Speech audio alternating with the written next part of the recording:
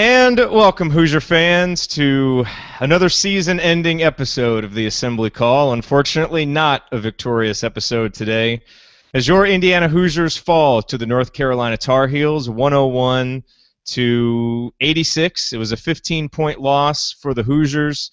It was a game coming in where we all thought that if North Carolina was making their shots and if Indiana didn't hit their shots at a high clip, it was going to be very hard for Indiana to compete. And when Marcus Page came out and made 4 threes before the first TV timeout, it was a sign of things to come. And the Hoosiers battled and they fought, and I certainly don't think that the deficit and the loss tonight was a lack of effort or a lack of want to or a lack of trying by Indiana. But they ran into a better team tonight. North Carolina deserved to win this game, and they did. And I think it's going to be pretty difficult for anybody to beat North Carolina on their way to potentially an NCAA championship game. Certainly our Hoosiers weren't able to do it tonight, and so we tip our caps to North Carolina for a great performance. But more than that, we tip our caps to these Indiana Hoosiers for a great, memorable season. And I think the first thing that we need to say beginning this show is that what happened tonight in Philadelphia shouldn't mar everything that came before it. And while it's a disappointing ending, and for a lot of us who had confidence heading into this game and even had confidence at halftime when the Hoosiers had cut the lead to 11 that they would come out and make a run similar to what the 0-2 Hoosiers did against Duke, as frustrating as the second half was, this was a great ride that this team took us on this season. Certainly some lows early on in the year, but a team that battled, that really found its way, that hit its stride in Big Ten play, won an outright Big Ten championship, scored a huge win over Kentucky in the second round, got to the Sweet 16, and of course the next step now for this program is to get past this step. And we'll spend some time tonight talking about that, talking about where Indiana is and how they can go forward. But we will begin tonight's show, as we always do, with our banner moment. And the banner moment tonight goes to who else but Yogi Ferrell. It wasn't the greatest performance from Yogi, but it was a performance that, much like his career as a Hoosier, he went down fighting, and he never stopped playing, and he never stopped playing hard. Yogi finished with 25 points, 4 assists, 3 boards. He ended up 4 of 9 from downtown and was playing as hard as he could right up until the final buzzer. And we could list off Yogi's accomplishments and probably just spend the entire show doing that, where he is in points, the career assist leader, 2-time Big Ten champion, just everything that he's done. He is leaving Indiana as one of the all-time great players in Indiana history. Certainly one of the 3 best point guards ever to play at Indiana, along with Isaiah Thomas and Quinn Buckner. And while Yogi never got the national championship that he wanted, he is still a champion because of what he did in 2013 with those Big Ten champions and what he did leading this 2016 team to a Big Ten champion. But more than that, for the banner moment, it's about what makes us feel confident that Indiana is on track for its next banner. And I think what has been missing from this program is kind of like what Michigan State has, with just the culture and with the older players coming back and leading the newer players. And I think Indiana is starting to build that now under Tom Crean with guys like Victor Oladipo and Cody Zeller, Derek Elston as a coach, Christian Watford in the stands today. And Yogi is the next guy now who has built a legacy here at Indiana and now can be a guy that helps new Indiana players carry that on. And with the commitment that he showed to Indiana coming back for his senior year, giving his all, leaving it all out there on the court, and certainly the commitment that he has to Tom Crean, I don't doubt that he will be a guy who will do that. So that is the banner moment. A hat tip to Yogi Ferrell for an unbelievable career. Yogi, it has been a privilege watching your games for the last 4 years, cheering for you, coming on this show after every game and talking about your performance, the highs, the lows, everything else. You've been a great Hoosier. We're very fortunate to have cheered for you, and we're sorry that it ended tonight, but man, we're just fortunate that it happened for these last 4 years, and we look forward to seeing what you do moving forward. Well, that is my banner moment. Let's go around the horn and get everybody else's opening statements. And Andy, we will start with you, your bottoms line on either this game or go macro and talk about the IU season if you want to. Yeah, I mean, it's kind of hard to separate the two in some ways because I think it's easy to want to kind of bypass the game and say, look, let's just reflect on the season and give the eulogy of this season and highlight all the good things. And some of those were on display tonight. Just wasn't enough. North Carolina played really well. As you said, you got to tip your hat to them. I think there's things that IU could have done differently, but in the end, if you look at the numbers coming into this game, you would say you want to force them to beat you from the outside. They've got all these big guys, and they want to try to really maul you inside, and so you force them to take threes, and they make pretty much every one of them in the first half until the one right at the horn. So and at that point, I think the game plan kind of goes out the window, and you're trying to just find ways to whittle it back. And I thought, there just never was a point where they were able to really put any game pressure on them. I don't think at any point in the second half it got within 10 points, and it kind of in any less than 10 points. And so I always just felt like if you get a little bit over that hump, it felt a little bit like the Chattanooga game for IU in the first round, where they would make a little bit of a run, but they never really got close enough to make IU worry about anything. And I thought that was the same tonight when we talk about this game. And definitely, certainly sad to see Yogi go, but a good performance for him to go out on 25 points, fought, as you said, played a lot of that first half with 2 fouls, and, really hung in there and kept guys in the game. So good performance for him. Sad to see him go. I mean, we'll probably have more time to talk about the rest of the season. I guess I would echo what you said, in that, what happened tonight doesn't define this team and erase what the season was and all the good things that people said, a week ago at this time after they had beaten, or I guess it wasn't quite a week ago at this point, but after beating Kentucky and all those things, and then to see some of the nonsense that you already see on Twitter about Crean and whoever else. So I just don't really know how you get to that point to kind of throw away everything else. So I guess I'd urge people, no matter what you think of Crean, the job he's done, where the program is, to take a minute and kind of reflect on where the season was, where it got to, how it ended.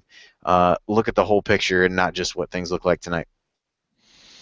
Well said, Andy. Ryan, your final rant of the 2015-16 season. Well, I want to say, first of all, I mean, I was angry during the game at some of the things that were going on. Not necessarily at the team, but just the circumstances of the game and things that I thought were unfair to Indiana. I'm not going to sit here and talk about officiating after this game. If you guys want to read about that, go on my Twitter feed. It's full of crap about that. I thought that just needs to get better. So we're going to move on from that. I'm not going to sit here and dwell on that. What I am right now is just profoundly sad, and I'm not sad that we lost. I'm not sad that Indiana's not going to the Elite Eight. I'm not sad that that we didn't play our best and that we didn't make stops on defense. I'm not sad about any of that. I'm sad that I don't get to watch this team play again. I loved this team. I loved this group of players, and I love watching Yogi. And it's sad to me, profoundly sad, that he's not going to be in an Indiana jersey ever again on a basketball floor. Again, as you said, wish him best with whatever happens. I don't know how anybody can watch that guy play and say he's not an NBA prospect. That guy can play in the NBA. Sure, he's not a lottery pick because of size limitations, but that dude can play in the NBA, and I hope he gets that chance. I hope somebody gives him the chance. Don't worry about measurables. Don't worry about anything. That guy will fight for you every day, and he deserves a shot on an NBA roster. I'm sad that there's no more Max Bielfeldt. We're not going to see him play in an Indiana uniform again. Nick Zeisloff didn't have the best last week or so. But that guy gave this program so much when he came over. Ryan Burton, always a very solid player, a big part of things, and a guy like Jackson Tharp, who gave so much to this program over his 4 years. Only one as a player, but 3 years as a manager. So thank you to those gentlemen, because they absolutely gave their hearts to this program. Even if it was a guy like Max, who's only here for less than a year, he bought in and affected this program in a profound way. So that's what I'm feeling right now. I'm sad that those guys aren't going to be playing again. I'm sad that this exact group won't be together again. And to the idiots on Twitter who are saying, to the idiots on Twitter, that's like 95% of them, and I'm including myself in that. There's just, this was a magical, awesome, special season. And I know everybody's saying, well, we don't get past the Sweet 16. We should have gotten to the Elite Eight, all this stuff. I have said this for a while, and I know you guys agree. You have to get really lucky in the NCAA tournament, whether it's, getting a good draw, staying healthy, getting a few calls to go your way, having some bounces go your way. You've got to get really lucky to advance really far in the NCAA tournament. Indiana got a terrible draw. And you know what? They fought through the first two games against two of the better teams that they could have been matched up against in those spots. And then they ran into a team tonight that, I'm sorry, if you watch that team play, I really hope we get to see North Carolina and Kansas as a basketball fan, because those two teams are the best two teams in the country still alive right now. And it's not even close. And North Carolina played unbelievable basketball tonight. This reminds me a lot of the 2012 tournament where Indiana lost to Kentucky. Indiana didn't play poorly. Kentucky played essentially a perfect game of basketball, and North Carolina tonight was unbelievable. And that's a team that does not make shots, and they made shots all night. They made crazy shots, shots they shouldn't make, and as Andy said, when that happens, game plan goes out the window, and now you're chasing your tail, trying to figure out a way to stop them. So, look, it's sad, and it sucks that we lost, but anybody who lets that ruin what this team accomplished this year, winning a Big Ten title, coming back from the depths they were in December, fighting through injuries, sneaking and scrapping and crawling out wins, you're not a real fan if you can't look back on this and say, this was an amazing season and a great season, and we love these kids. And what Coach Crean did. You cannot do that if you're a real fan. And so that's my advice to people, is enjoy what this team gave us. Enjoy it for a couple weeks. Then you look to the future. But I'm thankful that I got to be a fan of this team because I love this team so much, and I'm just sad that it's over. Very well said, Ryan. Will, your stat and statement of the night. All right, a couple stats here to start. One that's really sad is that we didn't even get to lead 1 second of the game tonight. I was hoping we can at least have that, at 1 point. That's a little bit sad, but it's kind of hard to do when the team who is 307th in the country in making three-pointers somehow can't miss them. I mean, they only came in averaging 31.4%, and I thought that was going to be, an area where we can exploit them. But unfortunately, I guess they have the last laugh here as they made 7 of 8 in the first half, largely due to Marcus Page. That's good for 88%. At one point in the second half, I checked, they were 9 of 11. That's 80%. And then, they finished the game 11 of 20, so that's 55%. So they kind of came back down to earth a little bit. But still, to start that game that hot from downtown is ridiculous and almost unbelievable to a point. A stat of the season, I don't know if I want to declare it as my stat of the season, but we've talked about Yogi and Max and their impact. Well, Max Bielfeldt, and this is from Justin Albers. He tweeted this out, so I want to pass this along. In 3 seasons in Michigan, he had 192 points and only 11 three-pointers. Well, in just this one season in Indiana, he has almost 100 more points with 271, and he had 26 three-pointers. So I thought that, just as a testament to not just Max's work ethic, but just the coaches and the team around him to, have the confidence in him to let him play to this capability, because obviously he didn't have that in Michigan. So it's good to see him in this flourish here in his final season, and I'm sure he's going to look back at that and, really enjoy his time here in Indiana. And like you guys said, it's kind of hard, right now tonight, it's kind of hard to just, swallow this loss. But as a whole, I want people to remember this team for that magical run after, the Duke loss and, the magical Big Ten run. I think that's what this team, needs to be remembered for, not this game. This wasn't the team that we saw all game. They were just, matched up against a team that played out of their minds tonight, and there's some things that we can't control. So let's just kind of remember the good times, like the rise of OG. Just all those funny side stories that just kind of popped up here and there. Joanne's shoulder, Blackman's knee. Injuries aren't funny, but just all these stories, it just proves just how much this team means to Indiana and just how much this team just grew on everybody, because everybody cared about every individual on this team. And it's going to be a team that's going to be talked about for years to come, and I'm really sad that it's over. It is, and it was the togetherness and the culture and the way the team came together and overcame obstacles, Will. And again, that all ties into that banner moment of, is this program moving in the right direction? And I think at the beginning of the year, it looked like it was sinking fast. And what happened after that is what should give every IU fan hope and optimism and really feeling good about the future. And that's not puppy dogs and rainbows like some of you yahoos want to talk about on Twitter. That's real, because not many IU teams have won Big Ten titles, especially over the last few decades. And this team won one outright. And that's a big accomplishment, and they did it by 2 games. and that needs to be celebrated. That should be appreciated. And if you don't feel like doing that, I don't know what to tell you. That's just not that's not being a real fan. And that's doesn't mean that you can't critique, doesn't mean that you can't talk about things that could have been better tonight, and we will. But take a step back, get over yourself, and appreciate what these Hoosiers did, because it's worth appreciating. So we're going to dive in a little bit into this game, but I promise we're not going to spend too much time on this game, and we'll talk some more about some of the big picture. Real quick, we do want to bring you this word from our sponsor, SeatGeek. And we really appreciate SeatGeek being with us during the end of the Big Ten season and through this NCAA tournament run. It has been great. So we appreciate that, SeatGeek. And we really do highly recommend that you all check them out. Obviously, you won't now be looking for Elite 8 tickets or Final Four tickets for Indiana.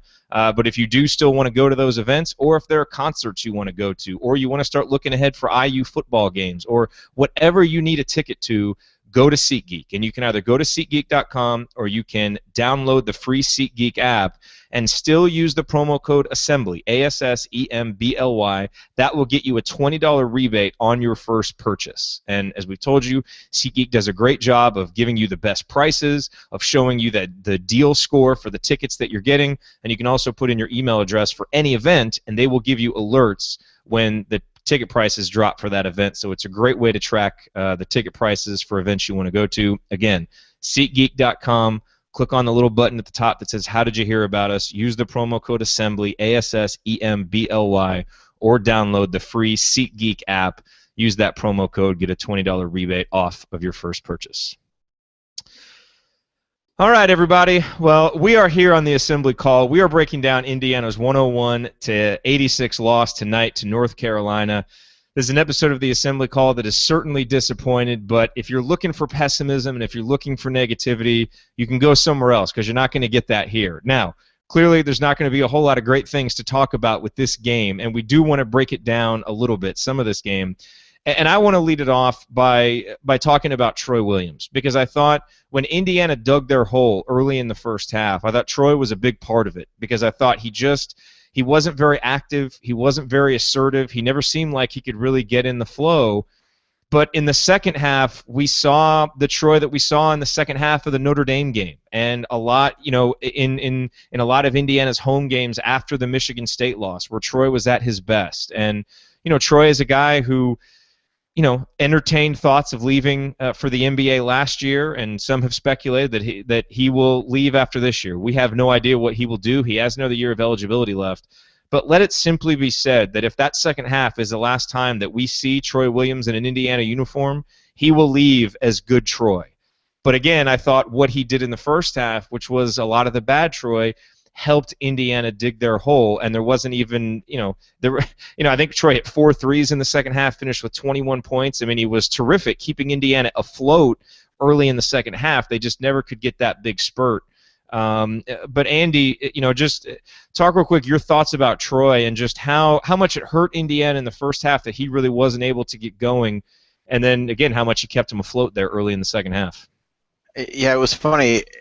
In looking at some of the matchups for this game, and I mentioned this on our show the other night about some potential to attack Justin Jackson offensively, and that seemed like the guy, that was who was guarding Troy, and it just seemed like there were opportunities that he just was out of control. He really settled for jump shots in the first half, which ironically are the same shots that he made at times in the second half. But it was just another one of those things. I mean, it was kind of like the microcosm of the season for him and of his career, whether or not his career at IU ends after this game or not. I mean, it was kind of the quintessential Troy game where he played a little bit out of control, settled for jump shots that he didn't need to take in the first half, and really played with a lot more effort in the second. And I think I tweeted this at one point in the second half. Good for him to come out and do that. It was definitely a guy that I said at halftime, if they're going to come back and win this game, he's going to be a part of it. So for everybody who wanted him to, bench him and never let him play again in the second half,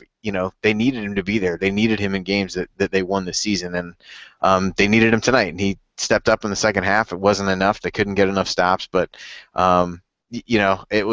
it I thought the first half was really just settling for shots. I don't even feel like it was turnovers as much, but just seemed to not really have a great idea of how he wanted to attack, and so he ended up settling at times for jumpers and really got himself out of sync, and turned that around in the second half. So good for him. I was glad to see he didn't just kind of go into a shell and struggle like he did in that Michigan State game. So again, if you kind of look at over the course of the season, growth from different guys and from the team as a whole, that Michigan State game, he kind of shrunk from the moment when things didn't go well at the beginning, and I thought he didn't do that tonight, even in a tough loss.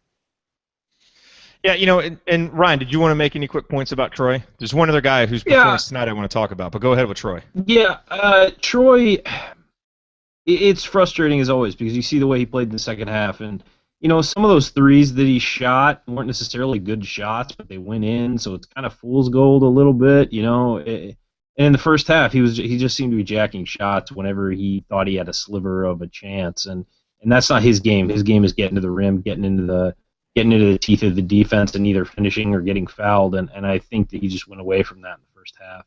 But we've seen that happen. That's not a surprise when you see it happening. It's sort of a oh no, but at the same time, it's not shocking.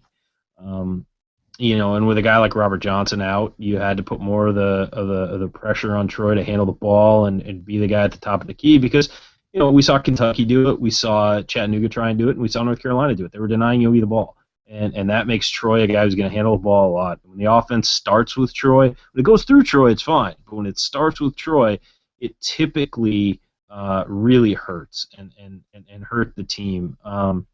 So I look. I'm going to go ahead and go in on this. I think that Troy needs to come back for another year. He's a super athletic guy who certainly has a lot of NBA traits, but I think he's got to round his game out the same way he did, after last offseason. I think he had stretches where he played very well this year, but he's a guy who, at his talent level, needs to be better than he is and needs to make better decisions than he does. And so I think he could use. I don't know if he's coming back. I don't know one way or the other. I kind of feel bad even talking about it because the game just ended, and I don't want to put speculation out there. But I just think he's a guy who has a lot more work to do, and that's not a bad thing. A lot of guys have a lot more work to do, and it's stuff that maybe ball handling, shooting more consistently, making better decisions, becoming a better defender. Those things, some guys just don't naturally have, and a guy his size certainly doesn't necessarily naturally have it. So I'd like to see him round out his game because I think he can be a force, especially in the Big Ten. And we've seen a lot of seniors this year who came back who really stepped up and improved their games. And Troy absolutely has the ability to be one of those guys. It's just a matter of putting in the work and doing it. And I think that that's the right move for him, is to come back and show us that he can be that second half Troy that we saw sometimes this year, the Notre Dame game, other games, where he can take over a game. He absolutely can take over a game. But he needs to be able to do that consistently. And when he's not being the guy who takes over the game, he needs to not be the guy that that hurts the team. So I think that there's a difference there. When you're not dominating, you can just be an okay guy instead of being a guy who's doing a lot of negative stuff. And so he needs to find that balance. And I think that's why he needs to come back. Good point. I want to give a quick just hat tip to Colin Hartman. Obviously not a perfect game for Hartman, and he fouled out, finished with 7 points, a couple of assists, 3 offensive rebounds. But I thought especially early there in the first half, when Indiana looked really out of sorts, Colin made a 3, made a few plays early that, again, kind of kept Indiana afloat because you kind of felt like that's what Indiana was doing, was just trying to stay afloat there in the first half. And I thought Colin really made some good plays to do that, battled as hard as he could on defense. And there was only so much he can do. But to a few of the people who tweeted me during the game that Colin Hartman is not a Big Ten player, you could not be more wrong. Colin Hartman is absolutely a huge part of the reason why this team won a Big Ten championship. And no, he's not your first option on offense. He's not going to be an all Big Ten guy.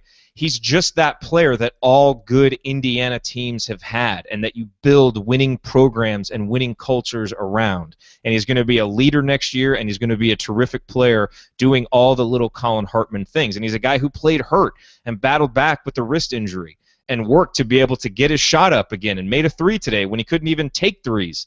in the last game. So I thought Colin really played hard, really battled. It was an imperfect performance like it was for everybody, but Colin had a terrific season and is a big part, again, not just of what the team will do next year, but about building that culture and about building just what will make Indiana basketball special with ex-players leading the current players.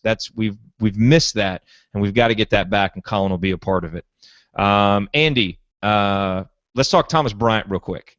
Because obviously this wasn't the greatest game for Thomas. He had some moments, 12 points, 8 boards, but got taken advantage some on defense, and really I think showed some of his great strengths that we're all very excited about, and also some of the deficiencies that he still has. Yeah, I thought it was a mixed bag from him. I think at times early he was worried about getting fouls called on him because of how he played in these last couple games. I mean, quite honestly, I was worried about getting fouls called on me at some point in the second half, so probably not unwarranted on his part, but I thought he just gave up deep post position and just kind of backed off of guys too easily, and part of that is he's playing against more experienced guys, and I did feel like they really were able to take advantage of that maybe in ways that other guys haven't. And so, those guys have a ton of experience, and guys like Kennedy Meeks and Isaiah Hicks, who has a little bit less experience, but they really made things difficult for him inside, particularly on the defensive end, which is where I thought he struggled the most. Offensively, I thought he double clutched a couple times around the rim, but overall did okay, but I think it shows, and who knows what will happen with him. I know somebody was tweeting out that he had said, he hadn't decided what he was going to do yet, and time will tell on that, whether Ryan will be 0 for 2 on the infamous 2-year plan that we've heard about before. But I think a game like this, if you want to try to fast forward and envision next year, I would say would be a reason that he might want to come back. But again, I'm not going to criticize anybody in his position for going. I think he could be drafted well, and so wouldn't criticize him there. But I thought it definitely exposed some of the things that exposed his youth, quite honestly. And I thought some of the composure that I talked about after the last game, he was yelling at Max a little bit and just started to get frustrated at the end of the game, as a number of guys did, quite honestly, which I think is probably not all that surprising in a game like this. But I just thought it was a game that showed some of his youth, but also showed flashes of some of the things that have made him so important to this team over the course of the season. So, just a mixed bag overall for him. Just struggled inside with North Carolina's big guys, both just from a positioning standpoint and also even rebounding the ball, giving up some second chances when North Carolina actually did miss shots. Ryan. Okay. Yeah, one thing I wanted to mention about Hartman, you said the guy's just a battler. He fights, and I love that about him. And I can say the same about Bryant. I mean, Bryant didn't have his best game, as Andy said. He had trouble inside defensively and offensively. A lot of length there on that North Carolina. I mean, North Carolina's going to give a lot of great big guys trouble just because of that length and athleticism, and they come at you in waves. But I think that Bryant fought, and he played really hard, and he largely stayed out of foul trouble, and that was huge for Indiana. And he didn't finish as well as he has been around the basket. But he's a great player, and people were saying there were tears in his eyes. As he went off the floor, he's an emotional guy. Again, with him, I think he's got a lot to work on. Look, if he gets told he's going to be a top 10 pick, he should go. But before the season, he said he wanted to be a coach from him. So that's why I've stuck with that. I think that's the right decision for him. I think that he's got to work on lateral quickness. I think he's got to work on his athleticism a little bit, and he's become so much better since he stepped on campus, working with this coaching staff and working with the strength and conditioning people. I can't imagine how good he'd be by next year. And I think that's a huge key for Indiana next year. But I think he should come back, and I think that would be great to see him there. And I thought he struggled tonight, but I think that anybody would struggle against what he was up against. Yeah, and we're tracking some of the post-game comments here. And Tom Crean had a good point. He said the threes really hurt us, but it was the post-ups that killed us, and that's true. And they did, because if you look at the final numbers, Indiana ended up making 13 threes, and the Hoosiers shot 41.9% from downtown. Which obviously isn't bad. Carolina made 11 as well. So, Indiana actually made 2 more three-pointers than North Carolina, but North Carolina was just able to get so much more inside, especially in the second half. And that's an area where Thomas is going to have to improve. Apparently, OG Anunoby said that he's coming back for his sophomore season, so a lot of that speculation that started going, apparently he is putting an end to it right now. And obviously, we'll see what the other guys decide to do as we move forward. And Andy, let's talk real quick about OG, because I thought, it was weird. I kind of had one of those gut feelings before the game that OG maybe wasn't going to be able to do all the things that he had been doing, in large part because North Carolina would be ready for him, and he wasn't going to take anybody by surprise. And I felt like he never quite got into the flow of the game, it seemed like. He only had 2 points, did really battle for some offensive rebounds, but had a couple of bad turnovers where he was pretty hesitant, never pulled the trigger on a three-pointer, and part of that was the defense North Carolina was playing. And I think what OG showed us over the first 2 games of the tournament is not just the potential he has, but how good he is as a player right now, which is really good. But what it showed tonight is that, once it gets up against kind of that next level of competition and athleticism where the athletes are as good as him, he's got some work to do with his basketball skills and just with his feel and getting comfortable in the game. And that's totally normal for a freshman who didn't play much before Big Ten season. But just a bit of a reality check with where he is, and I don't think he played poorly necessarily, but certainly they were able to prevent the spectacular plays, the OG steals and dunks, any of that, and just a bit of a rougher outing for him tonight than he's had in his last, really, 3 games. Yeah, I would agree with that. I think you saw a little bit of, North Carolina just has the bigger front line. They don't, even Justin Jackson, who's playing the 3 for them, is, 6'8", really long arms, and in the Kentucky game, just as an example, if OG's playing the 3, he's got, a height advantage and a size advantage and an athleticism advantage on, whoever he was going to be guarding at that point. And so I thought that was a little bit of the trouble for him, and I think he wasn't alone. It felt like another, couple guys seemed hesitant to take shots that they would have normally taken. I mean, he stepped right into a 3 in a huge moment of that Kentucky game and made it. And I thought there was a couple tonight when, he may have been able to take the same thing and passed it up. So I think, for all those guys, just a learning experience and guys who had come up big in spots this year. He just struggled a little bit more. But, you also have the play where he outfought 3 guys for a rebound and ended up making a basket. So, I'd say a little bit like Brian, and some of this goes back to, the freshmen in some ways tonight played like freshmen in a way that they haven't, over these last few weeks. I thought Juwan Morgan had some moments as well, but, also struggled. I think you could really make the same, general points about all 3 of those guys. So definitely saw some of the good, but was definitely challenged by some of the length and the size and athleticism inside that Carolina had. Will, you've got a couple of quotes for us? Yeah, the first one, they're both on Yogi. The first one comes from Crean. Zach Osterman tweeted out that Crean said that Yogi's leaving here as one of the great winners. Nobody's going to be able to take that away from him. And then one from actually Doc Libby as well that I liked. She said, hands down, the best 4 years of my life. Hoosiers for life. And then just even looking at people responding to her, too. I mean, people saying thank you for you and your entire family. Yogi's one of the best players. Wishing your family the best of luck. Always be Hoosiers. I love seeing stuff like that. I just love the camaraderie that, that Hoosier Nation has, with their players and players' families like that. So I just wanted to pass those along. Hey, Doc, next season, you said you want to come on the show. There'll be a spot waiting for you if you want to join us on the assembly call. So we would love to have you on here. One more thing before we move forward and kind of take just kind of a more macro look at this season. Let's talk real quick about Robert Johnson. I see Brody Miller of the IDS tweeting Crean jokes about being very tempted to go against the doctor's orders and play Robert Johnson once Page went off. And it sounds like that was it. I mean, Robert wanted to play. I lost this tweet here. It was something about ligament damage and something else. So I think they were really worried about Robert suffering further injury if he played, and so that's why they kept him out. Even though he seemed to look pretty good at the shoot around in the warm up. Yeah, bone bruise was it. Thank you, Andy.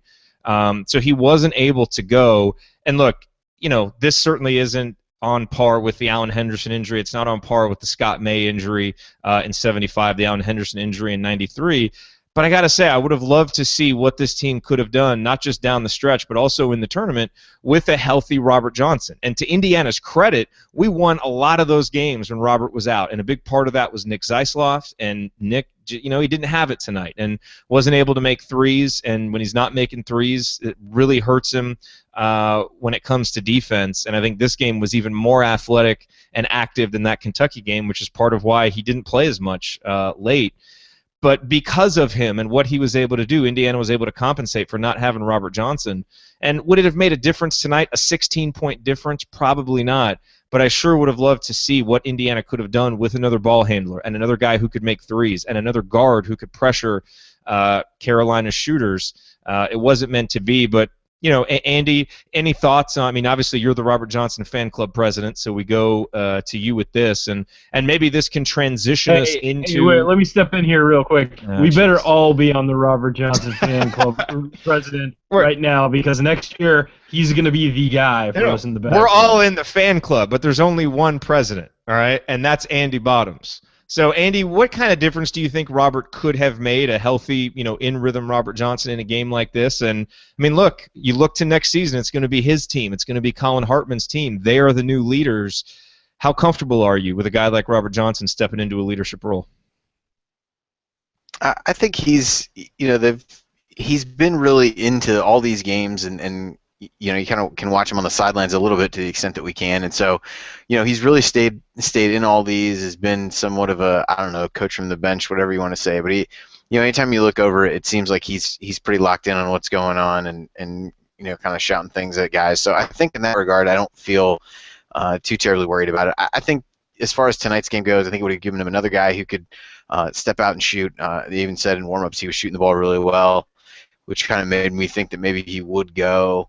But I think they've really been cautious with him from the get-go, knowing what kind of injury it was and really wanting to, keep his long-term best interest at heart. I know somebody said that, I think Rick Bozich tweeted something out that, Johnson said he was, kind of begging guys to let him in the game and do some of those things. I think it's a case of, not wanting to mortgage the future for a chance at the present. But, they certainly missed him from a ball handling standpoint. When Yogi went out in that little stretch around the 12-minute timeout in the first half, they really struggled. I thought Zeisloft struggled tonight, as you mentioned, and so it would have given him another ball handler. And some of these lineups, I mean, we've seen him go with some of these bigger lineups, and they've had some success recently where they're playing, Yogi and Troy, some combination of Troy, OG, Hartman, Bryant, Bielfeldt, and Morgan, like some combination of four of those guys, and I think it's worked at times, but it never really seemed to find a groove tonight. So you had that sequence where Juwan Morgan's trying to initiate offense, and that didn't really go very well, which is something that had worked in another game. I couldn't remember which one at the time. So I just thought they missed him for any number of reasons to just provide a little bit of balance and some more conventional lineups and things like that. I thought that it was, obviously as somebody who really likes him a lot, always want to see him in there, but it definitely felt like a game tonight where to be able to get a little more pressure on them, some of the shots that Marcus Page made earlier, it's like you only got so many guys you can try to throw at somebody when they're that hot, and he's certainly been one of the better defenders over the course of the season and just wasn't able to be out there. So definitely what we missed, but again, hopefully taking care of him now. Ensured the injury didn't get to be anything that's going to plague him over the course of his career, and he'll be back healthy and ready to go for next season. Yep, and look, Indiana has a huge void to fill with Yogi Ferrell gone, and Robert Johnson will be a big part of that. James Blackman Jr. will be a big part of that, and a huge void to fill with no Nick Zeisloft in there. I mean, Nick didn't have his best game today, but having a guy who you can count on to hit 40+% of his three-pointers and to be, 2 years in a row, the #1 most efficient offensive player in the country, according to KenPom, that's not so easy to replace. Especially over the course of a long Big Ten season where you need different guys to step up, and Nick certainly did. Think back to that Minnesota game at Minnesota, which could have turned into a loss were it not for Nick Zeisloft busting out of a slump in a huge way in the first half. That was a huge moment, and you need guys like that. Who's going to be that guy to step up next year? Maybe it's a freshman like Curtis Jones. Who knows? But each one of these guys who is leaving is going to leave a void. Same with Max Bielfeldt. Who's going to be that steady guy off the bench? And think about the Rutgers game that Indiana might have lost if Bielfeldt didn't go off with a Jared Jeffries-like line of 20-some points and 14, 15 rebounds. So, you know, we're going to miss these guys, and that's the toughest part about the NCAA tournament, about shows like this at the end of the season when guys like that leave. But there are guys coming in. We're going to touch on that some as we move forward in this show and certainly in some of our off-season shows. But we also want to spend a little bit of time celebrating this season, and so we're going to take a quick break, and then we're going to talk about our best moments, our favorite moments from this season, and really kind of put this season into perspective. So with that said, I do want to let everybody know, if you go to assemblycall.com/gear, it's one of the best ways to support the Assembly Call. So many of you have asked us for gear over the course of the season, whether it's coasters like these that I sent out to everybody on our team at Christmas, or sweatshirts like Ryan's shirt, like Ryan's sweatshirt. We put coffee mugs up there. We've got a beer mug up there now, T-shirts. There's a lot of gear there. A percentage of those sales go to help support the Assembly Call. And our expenses may go up because Google Hangouts haven't been that great to us this year. And so just like Tom Crean adjusted, we're going to adjust and not hang on to Google Hangouts simply because we've been using them for 3 years. So we may incur some extra expenses there. But all of your support really, really helps us. And I just want to take this opportunity to thank all of you who have donated. There have been many of you. Some of the donations have been huge, and you've blown us away with your generosity. So thank you. And again, if you want to support the show, you can do it at assemblycall.com/support, or you can go to assemblycall.com/gear, get some cool gear with our logo on it, and a percentage of those sales all go to support the show. So thank you. All right, everybody, we are wrapping up Indiana's Sweet 16 loss to North Carolina tonight, and also wrapping up the 2015-16 season. And again, we'll have plenty of time as we go through the offseason to talk about the future, and we will do that, and we'll spend a little bit of time on it tonight. But let's talk about some big moments from this season and our favorite moments. And to me, the first moment that jumps out is the three-pointer that Yogi made against Iowa. Because not only did that seal that win, it sealed the outright Big Ten championship for these Indiana Hoosiers. And it was huge for a number of reasons. It was redemption for Yogi because he's been a guy who's always been willing to take the big shot, but hasn't always been able to make it. And we all knew, because we all believe in Yogi and know how great he is, that if he got another chance, he would make it, and he did against Iowa. And I think it's one of the defining moments of his career, and really just a microcosm of this season, and because it really signaled a shift in this program, because up until this year, only one Tom Crean team, the 2012-13 Hoosiers, had really done well on the road, but this year's team was able to go on the road and win some big games. And even just win, against some of the teams that you would think they should beat, but that this program hadn't done in the past, this team did. And so I think for a lot of ways that win was huge, that moment was huge, and in a career where he made so many big shots and had so many assists and just made so many key plays for this program, that moment will stand out. And when I think about Yogi Ferrell, I will think about that shot, not just his willingness to take it, but his ability to drain it, and just how much it meant, because Yogi Ferrell leaves Indiana champion in large part because he made that shot right there, and it was a huge one. Andy, what about you? I mean, when you think back on this season, what's the first big moment that comes to mind? Well, despite what I just said in our chat, I'm not going to highlight the Rutgers game, which obviously was a key one in Big Ten play. But I guess the couple that stand out to me that are maybe less obvious, I'll throw out a couple. One would be the Illinois game when Yogi broke the assist record. Not just the way that he did it on a really nice pass to Bielfeldt, but just a new record for three-pointers in that game. I actually got to be there and take my dad to the game, so that was kind of extra fun for me. But just a game when they really played well. Yogi got to break the record. Seeing Crean kind of raise his arm as he took him out of the game, I thought was cool. And then the run against Michigan was pretty exciting. I think I still have favorited somewhere the tweet that showed all those within like a 30-second span, where it's just a barrage of threes and all that. And then the senior day, not only beating Maryland, sending these guys out on top, but the speeches that got talked about, I thought they were really good. And talked about the Zeiss loss for Indiana and some of those, and obviously Yogi senior day was big, as we've said, because we really we've done the show for 5 years. I don't know that there are too many players where we've really, obviously not too many, where we've spanned their whole career, and to kind of have seen him evolve and have that moment on senior day, I thought was really cool. So those are a couple of the Probably not too obscure ones, but maybe the less obvious ones that stand out to me. Yeah, and of course the Rutgers game is memorable because Ryan picked it incorrectly. You guys are just going to keep There we beating are. that dead horse, aren't you? 'Cause Hey, you know what? It's a good. that never happened. It's a rough night, so it's good for laughter. Laughing's better than tears. Yeah.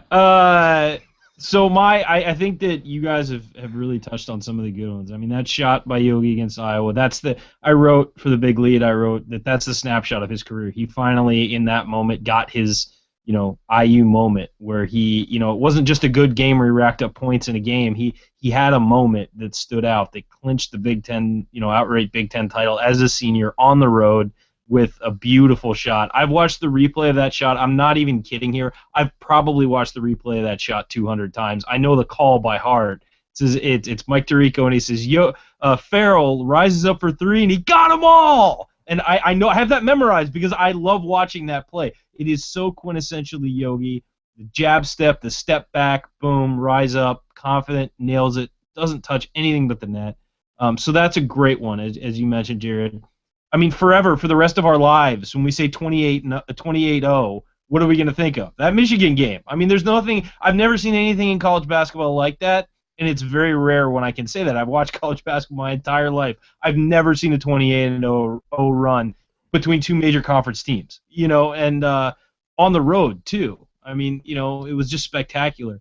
Getting to see them in person in Maui, that was a big deal to me, even though it was terrible.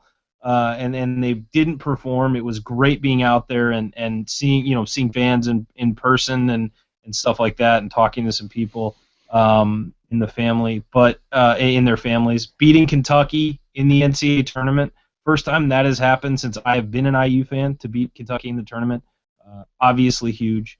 But my favorite moment of the year was the Indiana-Minnesota game at home, when we were all there together and we had our meetup after. That is the one thing I will always remember about this season, was getting to meet some of you guys, the fans, and getting to obviously spend time with my co-hosts here.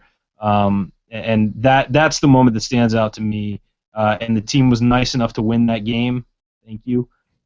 But so I think that's the one moment. But if I had to pick a only team-centric moment, it wasn't Yogi's shot against Iowa. It was the scene in the locker room afterwards where the entire team celebrated, and then Tom Crean gave that speech that really I wrote about that as well. That speech about, don't let anyone ever tell you who you are, define who you are for yourself. And I felt like he was saying that as much to himself as he was to the team. And so I think that was a special moment for everybody involved and for the fans to get that glimpse and see, what this team, especially considering what this team had been through, what this coach had been through, and where they got to. So those are my, recollections off the top of my head that I will never lose. Not just, this isn't going to be what I'll remember for the next couple weeks. It's what I'll remember for a very, very long time. Yeah. Well said, Ryan. Will, what about you?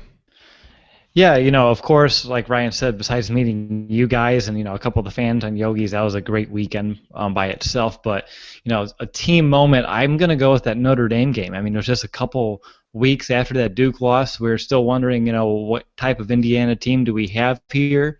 And I think this is the moment that we kind of realize, like, hey, we have something special here. I mean, didn't start off so hot. I mean, we're losing by 16. I think it was like 56-40, with like 15 minutes left in the half.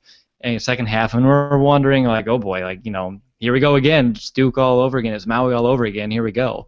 And then, they just decided, they took a timeout, and I remember talking about in the postgame show, like, I don't know what Crean said, but it, obviously worked, and we got on a roll. And I remember Yogi tying it with like a three-pointer, and the bench just went bananas. Everyone was into it, and that's when I realized, like, hey, we have a special group of, kids on our hands here, and that was probably my most favorite memory of the whole season, for sure. I mean, like Ryan said, there's so many that you can just name, but for the sake of time, I think I'll just limit mine to the one tonight. Oh, well said, Will. I mean, that's the thing about this season is there were so many moments, and I'm sure we could spend the next hour listing out the moments. They were great, and I'm sure some will come to us that we've forgotten about. But it was a wonderful season, and Look, I mean, a moment that just happened that was posted on Twitter. If you haven't seen the picture of Tom Crean in the locker room with his arm around Thomas Bryant, I mean, it's an incredible picture. It's that just you look at it and so many emotions kind of run through you, but it's indicative of just the kind of coach that Tom Crean is, the kind of relationship that he has with his players. And let's use this to talk real quick about Tom Crean, because the most important development about this season for the team moving forward, I think, is the growth and development and maturation of Tom Crean, the coach, and some of the changes that he made. And obviously it'll be interesting to see if those carry into next season and how much of that was having a senior point guard like Yogi Ferrell. But Tom Crean just seemed like a different coach. And it wasn't just in the season. You could tell even in the offseason when he called out his supposed leaders, and clearly that was aimed at Yogi Ferrell, saying if he has a leader, he doesn't know who it is.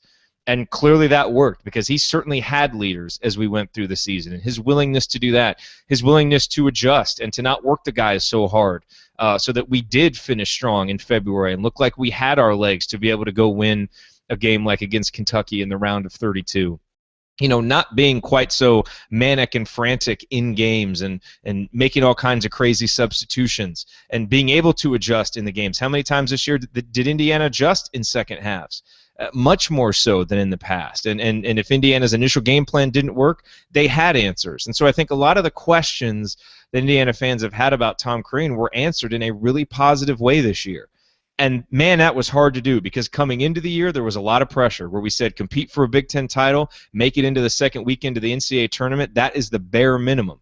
And Indiana did that. And then considering how they started and to get everything back together and keep it together, we've talked about it, but I think everybody has to be impressed with what Tom Crean has done. And I feel just viscerally myself, I trust him more as a coach now than I have in the future of the program, and I get that sense from the majority of IU fans. And when I say that, I mean the fans who are really invested in this program, not just the ones who want a wins factory and are going to jump off the ship if Indiana, when Indiana doesn't win a game, like we saw some people today. But the people who are truly invested in the best interests of this program, I think, saw that this year, and I think that's one of the biggest reasons to feel good about the future of this program. Andy, I mean, obviously you've charted the substitutions, and we've come on here and talked about the positives and negatives of Tom Crean for 5 years.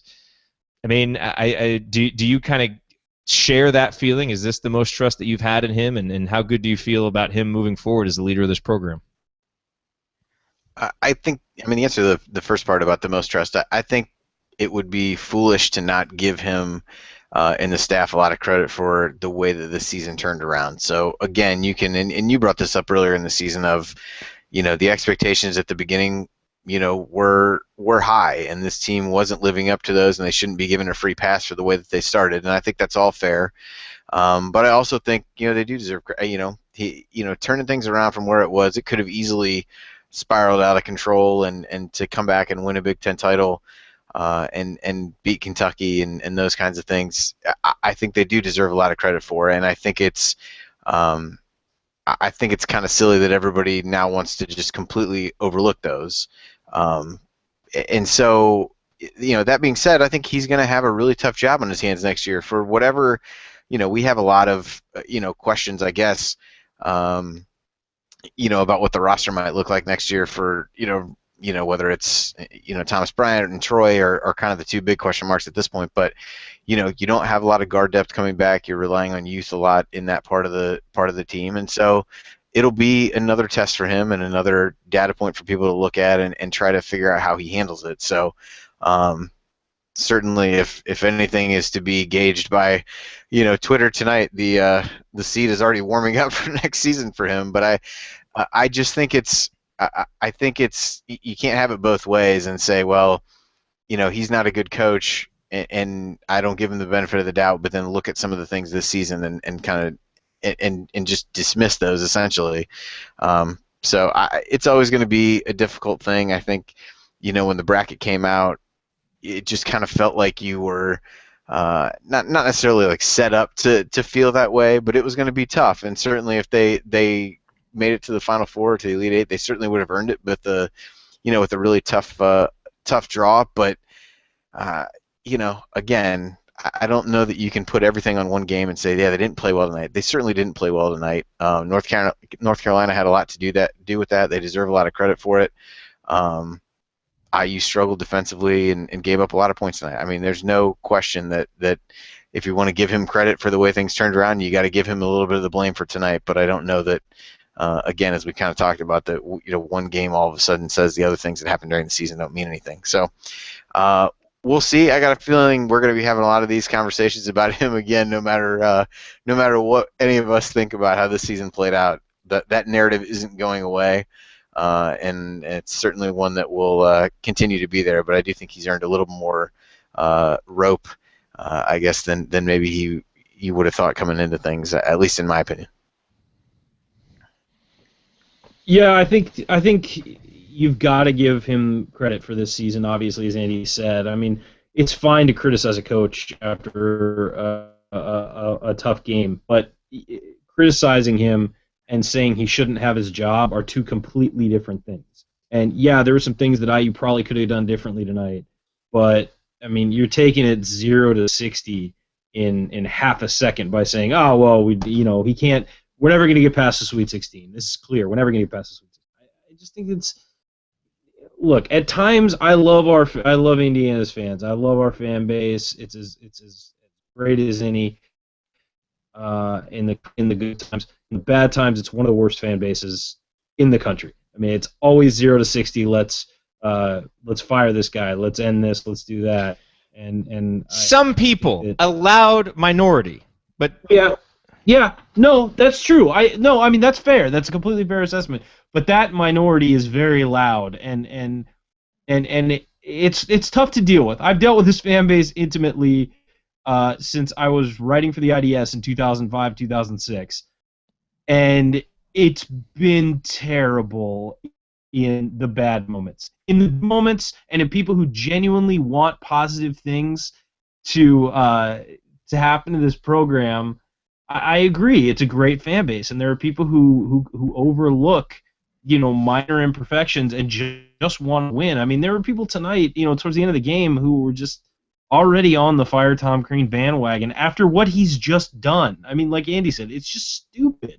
And right, so why do we listen to those people so much and not the majority of IU fans who are reasonable? We shouldn't. That's what I'm saying. We shouldn't. But I think that they drag other people. I think they drag other people in, and it gets a lot of stuff foaming about this. Because that's what people write about. Because it leads to clicks, and it's a more interesting story, but it's not representative of the fan base. I don't disagree with you. I don't disagree with you at all. So look, my point is I think that you've got to give Crean credit for this year. I was very hard on him at the beginning of the year, especially going into the year, especially at seeing Maui firsthand, especially after the Duke loss. And certainly on Twitter during the first half of the Notre Dame game, as Will mentioned, that one was a little rough for a while. But I do think you have to give the guy credit, and I agree that I'm more confident in him now. And I think it's not just that they won this year; it's that he was willing to evolve and change his approach and bring his assistants in closer and have them help him more, and not just do specific things, for player development, but actually be a part of game planning, be a part of the calls on the sideline, what they're deciding to do. When you change your perspective like that in anything in life, when you use somebody else to help change your perspective, you see things differently, and it opens up your mind. And so I think that was a huge part of it, and it was really positive to see him willing to change and not be stubborn, because so many coaches are so stubborn in the way they do things, and it winds up bearing them. And it was nice to see him change, be more relaxed, not have the harsh practices that he was used to all the time, and just change his approach. And I think that's what gives me confidence more than anything, not just certain plays or the team's record or anything like that. It's that he was willing to adjust the way he did things when it wasn't working. Ryan, by the way, there's a small vocal minority in our chat that's ready to fire you, apparently. I mean, I've been playing with house money for weeks, so let me go if you need to. That's cool. No. Someone did have a good point. Sam in our chat said Max and Nick are the only proof you need for why Crean deserves to be head coach of this program. Maybe not the only proof, but his ability to identify talent, and not just identify talent, but identify a new role that guy hasn't played and how they can help develop the individual player to fit into that. I mean, not a lot of coaches can do that, and Coach Crean has really shown an ability to do that, which is impressive. Will, any final thoughts from you on Crean on this season? And then we're going to take a quick look at some recruits and, man, try and find some final words to sum up this season, which is going to be hard. That is going to be quite difficult, Jared. But, first of all, I just want to say happy belated birthday to Coach. I mean, I know that was probably not the way he wanted it to end, but still a happy 50th to him.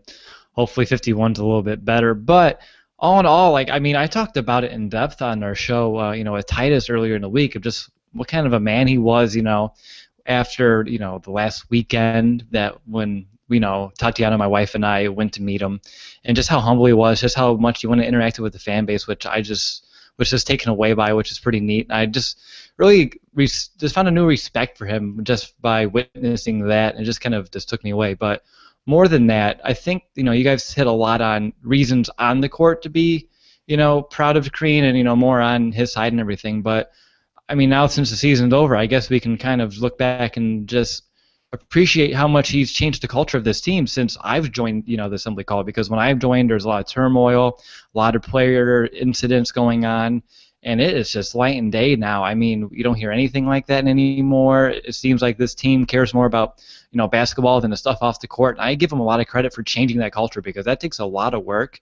And when you're still, if you're a leader, it takes a lot of work for your team to change their opinion about you and respect you more. And I think he demanded the respect, and I think it's warranted. And I think he should get the respect of the fan base as well because obviously he's changed the mind of, not only the players, but probably some of the people within the program. And I think that fans should follow suit because I think he is the man for the job, and I think he's going to, like they said in the song, Tom Crean's going to take us back to greatness, right? That's and hey, right. It's only December 3rd. Oh, no, sorry, March 26th, whatever day it is now. That's right. Well said, Will. John in our chat says, I don't want the show to end. I don't want to be alone with the sadness. John, I feel you. I don't even know how long we've gone, but I don't want it to end either because once this is over, the season's over. Got to write the final recap email. But we're going to have to get there because it is 12:26 Central Time, which means it's 1:26 for Andy. So we're going to have to end the show at some point here as Andy gives me a thumbs up. So real quick, I do want to let you know, get on our email list, assemblycall.com/subscribe. It is a great way to stay connected with the show in the off-season so that you know when we're going to have off-season episodes because obviously they're not quite as regular when there aren't games. So you need to know when those are. We're almost over 2,200 email subscribers. Tons and tons of people have been subscribing this week, which has been great. We love having you. And so get on that list, assemblycall.com/subscribe, or text Indiana, INDIANA, to 44144. Join the list. Stay up to date with IU hoops. We do news roundups in the off season, all kinds of stuff. Man, I don't want to talk off season. Reminds me that the season's over. Anyway, get on the email list. We would love to have you. All right, everybody. Well, we are wrapping up this episode of the Assembly Call IU postgame show. The Hoosiers lose tonight, 101-86. A wonderful season comes to an end in the Sweet 16, but it's a season that featured an outright Big Ten title and a season that all IU fans should be proud of. And that's probably the biggest thing that you walk away from this season with, is just how proud of the guys that we are for how hard they played, how much they persevered, how together they were, and how committed they are to actually being student athletes. Marnie Mooney tweeted out a great note earlier today that what are the Hoosiers doing on the morning of their Sweet 16 game? A bunch of them are in studying and working on their schoolwork. And she mentioned how important that was and that doesn't happen everywhere. But it's really important at Indiana, and you have to love seeing that the guys really take the whole experience of being an athlete at Indiana seriously, which is great to see. But obviously we don't have a game to pick, so we can skip that, which is disappointing. But let's move on. And Ryan, I guess we'll transition to final call with you. But we'll start. We want to talk a little bit about some of the guys coming in. You know, I did see on Twitter Troy Williams mention he doesn't know what he's going to do about next season. Thomas Bryant, I think Bob Kravitz tweeted that, he's thinking about the NBA but isn't quite sure and will take some time to make that decision, as you would expect these guys to say so soon after a loss. But with the NBA rules as they are, you have to expect if guys like that, Troy's already thought about it. Thomas is a guy who maybe a first-round pick. You'd have to expect them to put their name in, but then we'll see what they do after that. But Indiana has some good players coming in. 2 4-star guys in Deron Davis and Curtis Jones. Devontae Green, who may be the next diamond in the rough for Indiana, a guy who I think is a 3-star, sub-200 recruit. But if you want to poo-poo him, just remember that his brother is Danny Green, and remember that OG Anunoby was ranked lower. And then a guy in Grant Gilon, who is from Indiana, a great shooter. Again, maybe a guy that needs to redshirt, but we'll see. But, Ryan, I know you have some thoughts on these guys. And so I would love to hear just your quick scouting reports on them. Obviously, we'll talk more about it in the offseason. But as kind of our bridge into the offseason as we move into last call. Well, I think it's good to have something positive to look at after tonight. The season's ending, and some guys are inevitably going to leave. Yeah, I agree with you. I think Thomas Bryant, Troy Williams will both put their name in, and hopefully for them go to the NBA draft combine, work out. There's no harm in doing that. You can come back afterwards, but they get evaluated by scouts. OG Anunoby has announced he is coming back for his sophomore year. There was some draft buzz around him after the Kentucky performance. He has announced apparently in the locker room after the game that he is coming back. So you've got him coming back. You've got Rob Johnson, James Blackman Jr., some of these other guys, that'll be returning, Juwan Morgan, OG Anunoby, of course, Colin Hartman, and then you've got Josh Newkirk, the transfer, coming back, or finally going to be eligible, probably run some point guard. But the guys coming in, I think Deron Davis out of Colorado, he's listed as 6'10", about 235, 240. Tom Crean went and saw him recently in person, said he's almost 7 feet tall. He's a very athletic, long, big man. He's, Rivals has him ranked as the number 33 player in the nation. I think that's low. I can't believe he was not in a McDonald's All-American. He is an absolute stud. I don't think he's going to be a Thomas Bryant where he's going to come in and change things offensively for Indiana, but I do think that he's a guy who can get things done on both ends of the floor and will develop into an excellent, excellent post player in the Big Ten. He will have an impact as a freshman. There's no question about that. I just don't think it'll be as offensively centric as Thomas Bryant was. I think people have overlooked just how good Bryant was offensively this year, shot almost 70% from the field. Davis isn't going to be that guy immediately, but he could develop into that kind of player. He's a very good defender as well, blocked a lot of shots. And so I personally, as an IU fan, I'm giddy about the potential of Thomas Bryant and Deron Davis playing together. I think that is, anybody who likes post play would be in love with that lineup. Curtis Jones, 4-star shooting guard, combo guard, kind of, sort of like Robert Johnson in the way that he can run a little point, but really is more of an off guard. Can handle the ball. He's out of Huntington Prep, West Virginia. He's a kid out in New York originally, but he was teammates with Thomas Bryant at Huntington Prep, and hopefully he can convince Thomas to come back or help with that. He's going to be a heck of an offensive scorer for Indiana. Still working on the defense. He's an athletic guy and can play defense, but he needs to round out his form, work on his technique there.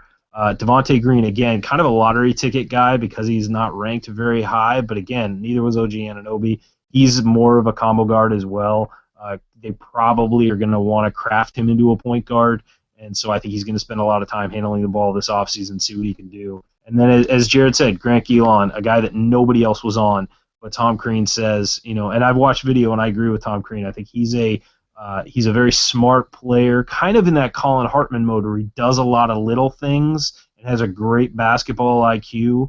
And then he's a great shooter. I mean, his elite skill is shooting. That is what he is. He's 6'5", probably going to be about 200 pounds by the time he steps on campus, and maybe bridging on 6'6", and he is an elite shooter and then does a lot of the little things that you like out of a guy who grew up playing Indiana high school basketball. So that's a great group coming in for Indiana, and I think they will add to what's already built. The guys you've got returning, what you have to realize, this isn't going to be like 2013 where you lose 4 1,000-point scorers. This is a team that already has talent built in and then is adding to it. And that's the pattern you want to get to. As Jared said earlier, like a Michigan State where you've got the older guys, you bring in the newer guys, and you slowly transition them up the ranks.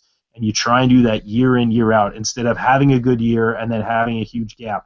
This is a team that if the right guys come back and you bring in those new guys, can compete for a Big Ten title next year. This will not be a huge drop-off. You lose Yogi, you lose two really effective guys in Max and Nick Zeisloft, but you're bringing in, it's a net gain with what you're bringing in if somebody can take over that point guard role. So that's my take on moving forward. I think it's a positive outlook for Indiana moving forward, and I haven't always said that about the guys we lose. Very well said, Ryan. All right, let's do some last call, and we'll let Andy go first because I think he may be nodding off over there because it is quite late where he is. To be fair, it's the same time for Will, although he's just much younger than I am and probably more able to handle it. But be that as it may, it's funny because I was thinking back to the end of last season when IU lost to Wichita State in the tournament, and I don't know that I would speak for all of us, but I was just kind of ready for that season to be over at that point, quite honestly. And while that's maybe not a great thing to say and not a great thing to feel, I think it was, for me at least, it was true. This season to me is the exact opposite. That it's one of the more fun ones that I can recall for for all the moments that we mentioned, for the progress we made with the show, for reasons that I could list out for the next 20 minutes. It's just been a really fun season, and so in stark contrast to last year, it's sad to see this one end. It's sad to see it end for to not be able to see Yogi again in an IU uniform. To see the rest of these seniors with Max and Nick and Ryan Burton and Jackson Tharp, to see those guys out there, and just to see this group together, because something really was special about these guys. So, and I think in some ways they almost, for whatever people think about Crean, to kind of go back to this, it was like these guys kind of surpassed all that and went past all that and made people love watching them play and got them excited about IU basketball, no matter what they thought of the coach. And so, for reasons like that, I'm really sad to see this season end. We'll certainly have plenty of stuff to do in the offseason and plenty of things to talk about, and hopefully the season will be here before we know it. The harsh reality for me is that the next team I root for is the Reds, who are going to be an abomination of baseball this year, so that should be super exciting. So I'm really turning my real attention to softball coaching for my daughter, and then hopefully that'll get me far enough into the summer where it starts to get a little bit closer to the season. But it's definitely been a fun one. I think I speak for all of us when I say we appreciate all the support of this season. It's really been, while it's been a great one on the court for the team, I think it's been a great one for us doing the show, and one that we won't soon forget for any number of reasons. So I will try to get over this, probably polish off the rest of the bag of jelly beans I started in the second half, and try to move forward and think about the great things that were accomplished this season and not the disappointing end to it that happened tonight. Very well said, Andy. Enjoy those jelly beans. Ryan, last call. Yeah, I just want to say, I want to echo what Andy said, and to me, this was great, a great season on the court, but even better for us, I think. As a group, just feeling the love from you guys, and I mean the donations. Every time we get a donation, you guys don't know this necessarily because with our day jobs and stuff, it's hard to respond to every single one when we get them, but they mean something to us. It means that you guys appreciate what we're doing. We do work on this. It's not just when we started, we didn't. It was just three guys sitting in front of a camera talking to people they were related to, really. But we do put some time into this. Jared obviously puts in the most. Andy, Will puts in a lot of work. I probably put in the least amount of work to it, just so it's out there. But you talk the most on the show, so you make I do by far. I'm just the guy who occasionally comes on and says something funny or swears. But I just want to say that to everybody who listens regularly, or if you just listened once, we really appreciate it. We see the amount of people that are listening and watching, and we see your comments. We see those donations, and it really does mean a lot to us. And so this season has been just unbelievable. This show has really exploded. And we're so happy to bring it to you. We do it for you guys. We joke about my exorbitant salary, but I haven't made a dime off this thing. It's just for fun, and it's just because we enjoy the interaction with you guys. So, we all love this team. I said earlier, the one thing I'm going to remember about this year was getting to meet some of you in Bloomington, going back to the old stomping grounds, meeting these three jokers, next to me on the little thing on the bottom. Love you guys. We really appreciate it. You will never understand how much we appreciate it. And I love my co-host. You guys are great. Will has been a phenomenal addition, obviously, this year. Andy is tireless worker, great co-host to have. Jared's the guy who makes the whole thing run. So love you guys, you three, and to you fans, thank you so much for letting us be a part of your fandom with IU. All right, fine. You get credit for the Rutgers game. Jeez. I won the pick'em contest! Yes! No, well said, Ryan. Very, very well said. Will, last call. Wow, Ryan finally got his win. I'm so proud of him. But, I joked right before I got into the show with Tatiana. I was like, I'm going to say it during my last call, so I'm going to say it anyway. I was going to say, I don't know what's going to take longer to heal, my wounds from tonight or my shoulder. I guess we'll still find out. I'm going to assume that, both are going to linger for a while, but working through it. I'm sure the off-season shows are going to help out a little bit. Working on next season, improving, the site, the show, etc. is going to definitely ease the pain because I'm going to still be living in the moment and living Indiana basketball, which is always great. On top of that, I'm just obviously a little bit sad, which is obviously expected. Not going to be able to see any more of those, patented, feral jumpers in an Indiana uniform. I'm sure we'll see them in the NBA, but not in Indiana uniform. Same with even, like Isaiah Sloth 3, Max with his, his hook, his layup. Max was just such a smooth player, and I'm going to miss seeing that from him. Just a lot of those little things. I think looking back, you're going to just remember them, like watching the team next year. Go, oh, remember when Yogi would, or you did. I think the first game next season, guys, we're all going to expect to see number 11 out there, and we're going to have a pause, whoa, wait a minute, he's really not here, he's not coming back. But just everything as a whole, it was a heck of a season for both IU and us. Really was unbelievable what IU did on the court throughout all their adversity. And for us, Ryan, you said it a lot, but I have to put it in my 2 cents as well. Just thank you to everybody who supports the show. I wouldn't be here if it weren't for you guys. I just started off as an intern a year ago, and I've been putting in the work and dedication, and it's really cool to be on the show this season. Jared, thanks for allowing me on. It's been, at first, obviously, it's a little bit daunting coming on with 3 guys who've had their own kind of mojo here for a few years, but I think I've kind of fit in now a little bit, perhaps, maybe, but I feel like as the season's progressed, I've gotten more comfortable behind the mic, and just the experience being on the show has been, just awesome. And meeting you guys was a great experience, and I think that I can definitely say that the 2015-2016 IU basketball season is the best one since I've been, an Indiana fan, not just for the show, but actually, the basketball season as well. Other than that, guys, I think I'll end my final call with just saying, go Hoosiers. Can't wait for these off-season shows, and get ready for next year. Absolutely. No, very well said, Will.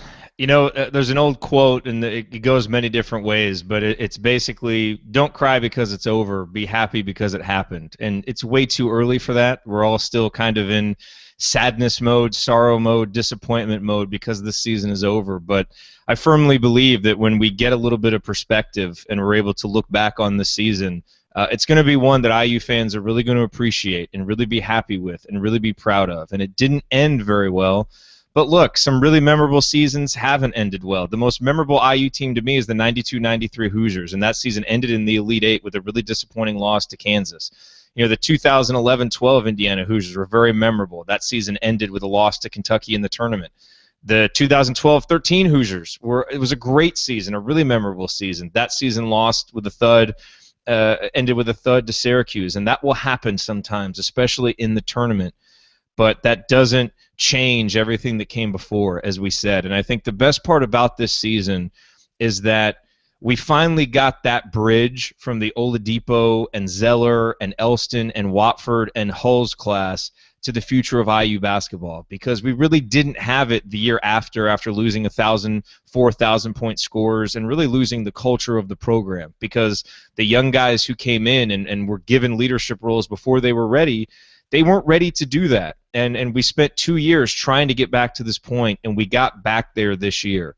And we got back there with a coach who matured and grew, and with a roster and a program that did as well. And so now Yogi leaves, and he is a big loss, and it will be so hard to replace him. And when we see this team come out for Hoosier hysteria next year and he's not there, it's going to be jarring to everybody. When the first game happens and when Indiana probably struggles in the backcourt some without him, we're really going to miss him.